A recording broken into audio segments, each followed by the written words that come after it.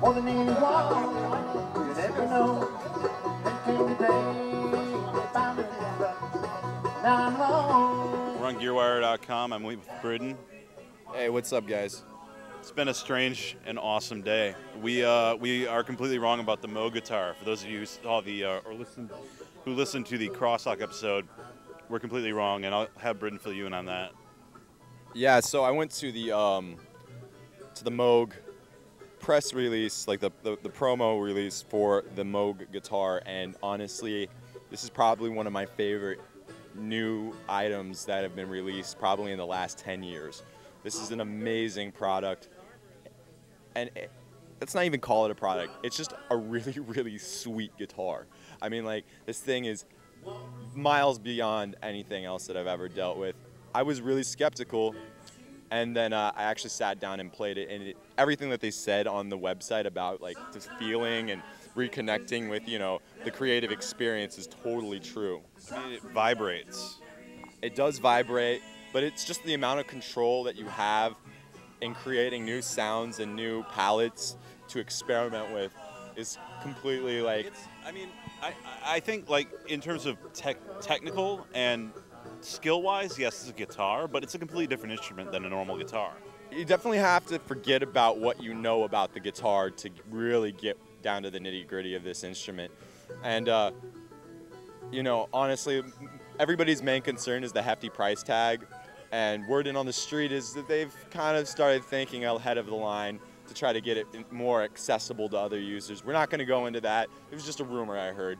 So that is by far my favorite. I also got to sit down with Mike Matthews of Electro Harmonix, the founder of Electro Harmonix, and we got to sit down and get really in depth about the way he started making pedals and Sovtek amps and how he ended up acquiring a tube factory. So, I mean, it's just been an insane day of just lots of people just giving us wealth of information about what's going on, what's new, and also how they came to be and how they have this philosophy about making instruments for artists.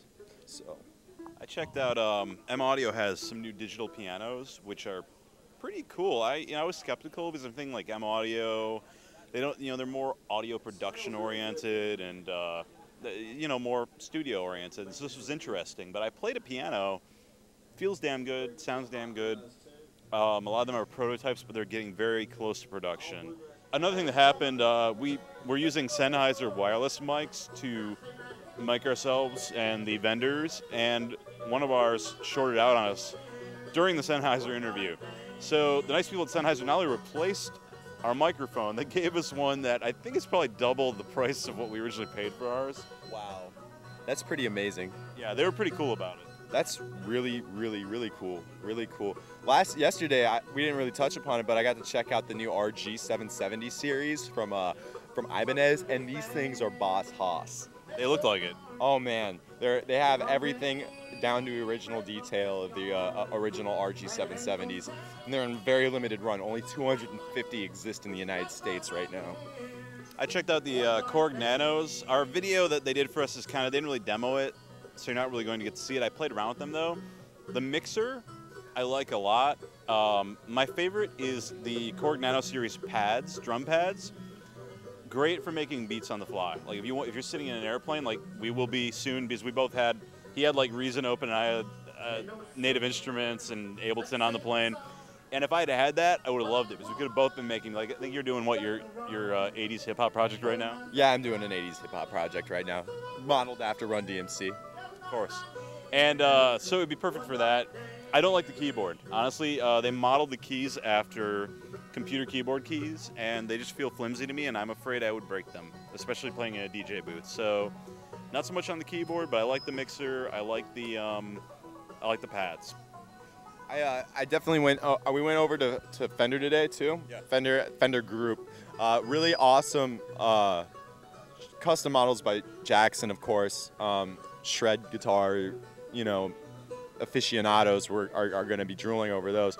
But big news on the guitar front from those two guys is Charvel started reintroducing mass-produced guitars. Really? At a very, very, very awesome price point. So for $999 is what they were talking about. You get a killer American-made axe, like on par with their custom shop line. Feels just as good, plays just as good. Real Seymour Duncan humbuckers. Everything is up to spec. They also have limited runs of colors, along with their just straight up black finish. These are probably some of my favorite rock and roll guitars that are going to be coming out. Everybody has their little thing, like Charvel or whatever, because of their whole overseas thing that mishap that happened in the 80s. They're back, and they're back in a big way. So to keep a lookout for those guitars. And then Fender started doing their classic Players series to celebrate the Jazzmaster body style. Not like super crazy, but there's some cool features on the double humbucker Jaguar where they actually have single coil to humbucker rotary, so you can blend between single coil tapping and rotary. So that's also pretty big. Everything else in NAMM was not really that exciting, honestly. Like those things kind of made my day, but everything else was kind of just, it was there. So SBL also had this cool thing where it takes the signal coming from your board and you can put on your headphones, but it mimics the angle of your studio monitors. So it actually feels like you're listening to your monitors that are over here versus your cans being right up against your head. Not necessarily accurate for mixing, but they've done an excellent job of at least replicating that feel, so you can do some basic mixing and tracking without hurting your ears as much. But I think in the end you pretty much always want to mix down with your monitors. That's just a given. Other than that, yeah, that was NAMM. I mean, there wasn't a ton of new product coming out this year, but... Not really, especially on the guitar front. Not a lot of people were introducing new things for this summer. A lot of custom shop stuff. We saw Washburn introduce a whole line. They're really making a huge, real huge push for their custom shop. So you're seeing that.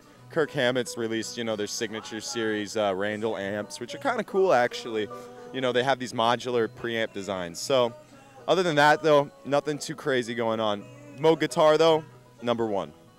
All right, I'm going to say Moog Guitar #1 as well.